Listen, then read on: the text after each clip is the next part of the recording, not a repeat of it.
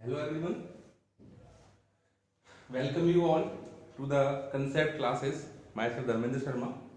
आज हम टॉपिक अपना जो स्टार्ट करने जा रहे हैं वो हमारा टॉपिक होगा मीटर ब्रिज और स्लाइड वायर ब्रिज। इस टॉपिक को स्टार्ट करने से पहले आज हम पहले बात करते हैं अपने पिछले टॉपिक की, जो हमारा टॉपिक था व्हीटस्टोन ब्रिज। बिकॉज ये जो हमारे पास टॉपिक है जिसका नाम मीटर ब्रिज और स्लाइड वायर ब्रिज है, इस टॉपिक का जो वर्किंग प्रिंसिपल है ये आपका व्हीटस्टोन ब्रिज पर ही बेस्ड होगा। व्हीटस्टोन ब्रिज की जो बैलेंसिंग कंडीशन थी वो होती थी P/Q is equal to R/S, और ये कब होता था? When Ig is equal to 0। Ig means galvanometer current is equal to 0। Galvanometer current is equal to 0 का मतलब क्या है कि जब गैल्वेनोमीटर में कोई भी करंट नहीं फ्लो करेगा उस समय Ig कितना रहेगा हमारे पास? 0। अब अगर मैं गैल्वेनोमीटर की बात करता हूं तो गैल्वेनोमीटर जो हमारे पास होता है उसका जो डिस्प्ले है वो इस तरह का होगा। 0, 1, 2, 3 डिफरेंट रेंज के गैल्वेनोमीटर हमारे पास होते हैं। ये दोनों साइडेड डिफ्लेक्शन दिखाता है because galvanometer is a device which is used to detect और give the direction of current flowing in a circuit. किसी भी सर्किट में करंट फ्लो कर रहा है या नहीं कर रहा है इस बात का पता लगाने के लिए हम गैल्वेनोमीटर का यूज करते हैं, और जो करंट फ्लो कर रहा है वो कौन सी डायरेक्शन में फ्लो कर रहा है उसके लिए हम किसका यूज करते हैं? गैल्वेनोमीटर। तो यहां पर हमारे पास जब ये निडल पॉइंट करेगी 0 की तरफ उस समय हम कह सकते हैं कि गैल्वेनोमीटर में कोई भी करंट फ्लो नहीं कर रहा है। Ig की वैल्यू कितनी है? 0। तो हम लेंगे P/Q is equal to R/S। That means P/Q is equal to R/S का मतलब क्या? Ratio of the adjacent sides resistance of a Wheatstone bridge is equal to the ratio of the resistance of another adjacent sides. तो यहां पर हमारे पास condition है जिस condition पे हमारा मीटर ब्रिज और स्लाइड वायर ब्रिज वर्क करेगा। ये जो हमारे पास टॉपिक है this is the practical application of Wheatstone bridge. Practically इसको हम यूज करते हैं, प्रैक्टिकल भी आपका है, इस पे बेस्ड आप 2 प्रैक्टिकल्स परफॉर्म करते हैं अपने 12th क्लास में। तो जब ये निडल आपकी 0 पे आती है तो उसको बोलते हैं 0 डिफ्लेक्शन या फिर नल पॉइंट या फिर नो डिफ्लेक्शन। तो डिफरेंट यहां पर वर्ड का हम यूज करते हैं।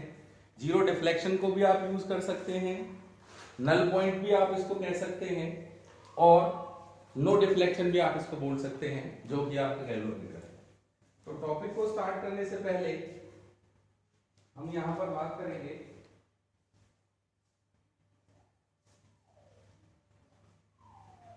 अपने मीटर ब्रिज और स्लाइड वायर ब्रिज के बारे में।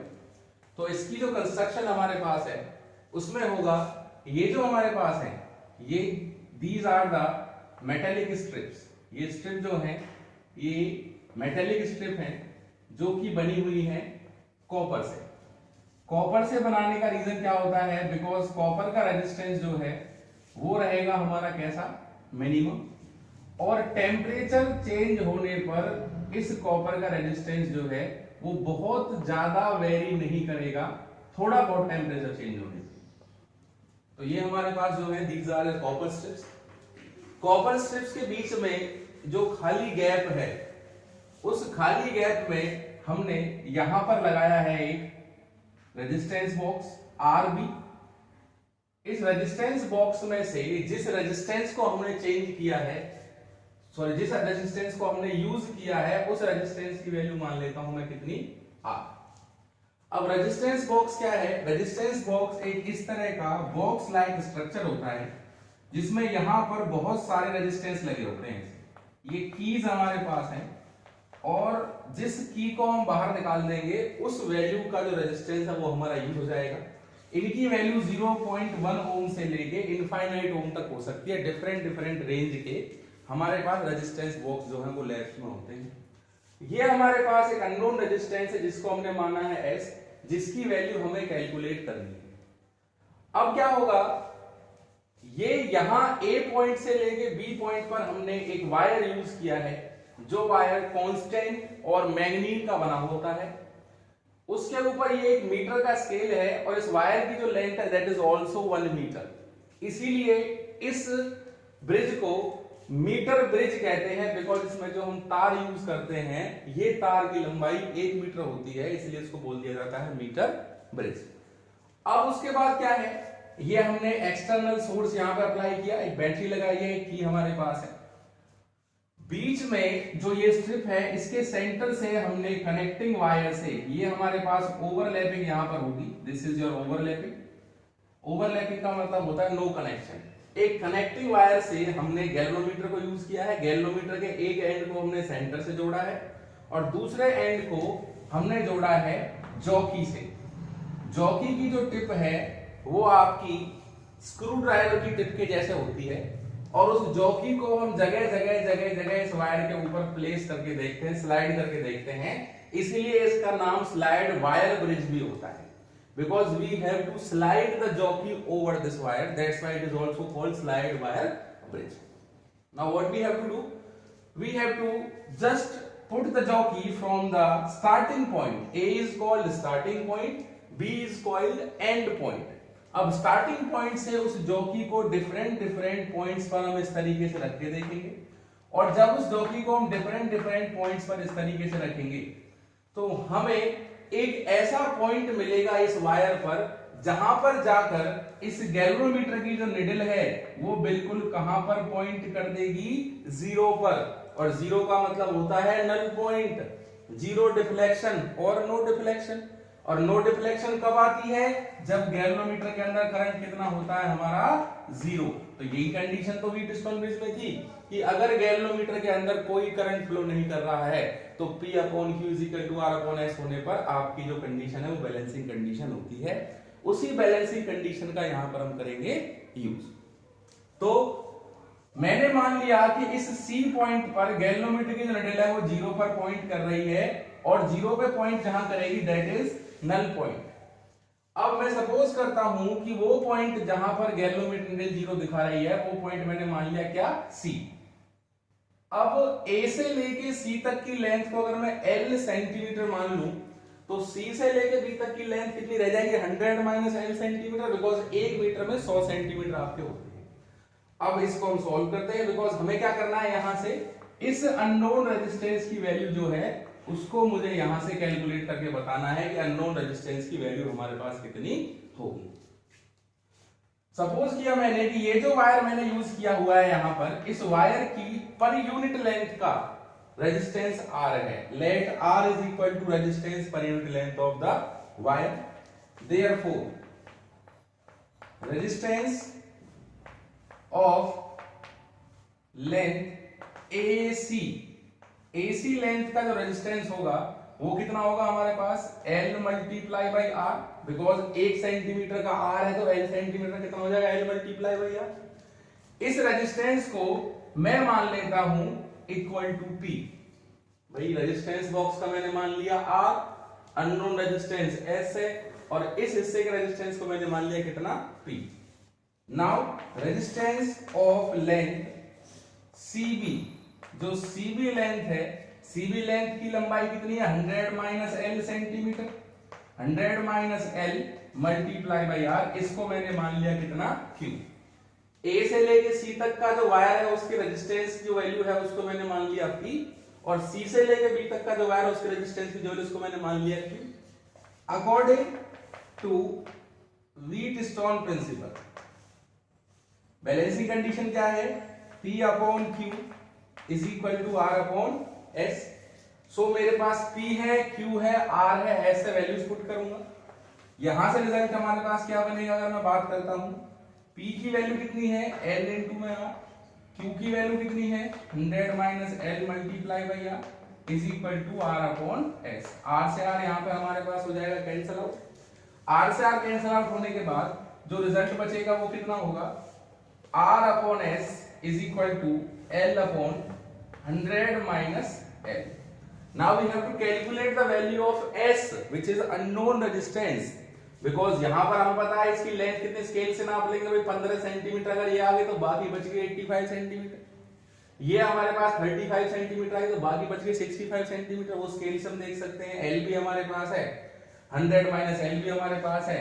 रेजिस्टेंस बॉक्स का रेजिस्टेंस मुझे पता है तो मुझे किसकी वैल्यू चाहिए, केवल S की। तो यहां से जो S होगा वो आएगा हमारे पास 100 minus L divided by L multiply by R।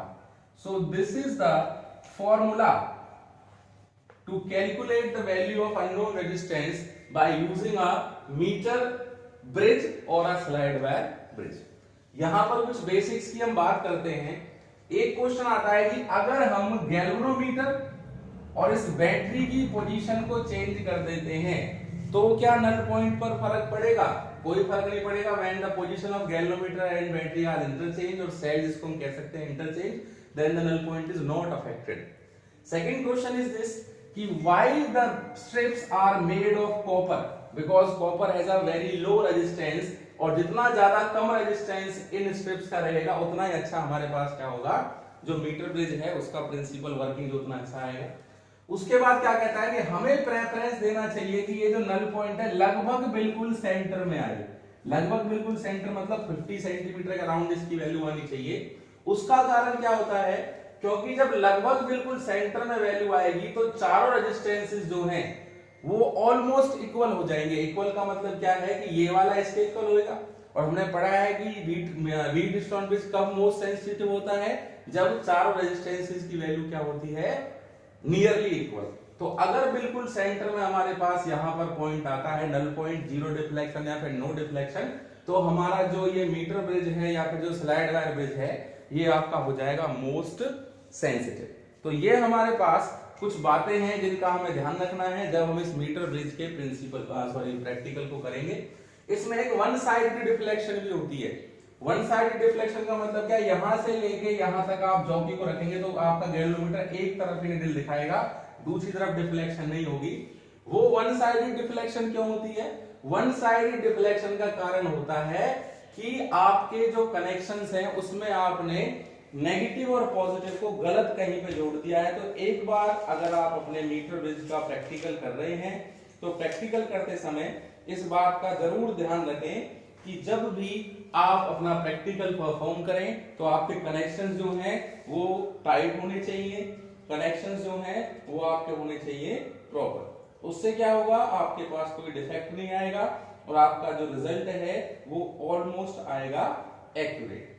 तो ये हमारे पास टॉपिक था मीटर ब्रिज और स्लाइड वायर ब्रिज। कई बार क्या होता है, इसी टॉपिक से हमारे पास रेजिस्टिविटी पूछ लेते हैं, calculate the resistivity of the wire. अब जो हमारे पास ये हमने रेजिस्टेंस यूज किया है, इसी रेजिस्टेंस की अगर वो रेजिस्टिविटी पूछ ले तो रेजिस्टिविटी कैसे निकाल देंगे, यहां पर हम for calculating the resistivity calculation के लिए क्या करेंगे, rho is equal to R A upon L formula होता है, because R is equal to rho L upon A होता है हमारे पास। तो यहां से हमें अननोन रेजिस्टेंस की रेजिस्टिविटी निकालनी है, तो यहां से उसी रेजिस्टेंस का रजिस्टर लेके चलेंगे। उसकी वैल्यू कितनी है, ये हमारे पास वैल्यू, तो यहां पुट करेंगे आप resistivity of S is equal to 100 minus L upon L. This is the value of multiply by R into में ए डिवाइडेड बाई क्या है हमारे पास एल। तो यहां से आपके पास रेजिस्टिविटी जो उसकी वैल्यू कैलकुलेट हो गया। आइए आप रेजिस्टिविटी किस तरीके से यहां से कैलकुलेट कर सकते हैं। So this is all about our topic which is metre bridge और स्लाइड वायर ब्रिज। तो ये हमारे पास प्रैक्टिकल एप्लीकेशन थी आपके व्हीटस्टोन ब्रिज की। बहुत इंपॉर्टेंट टॉपिक है और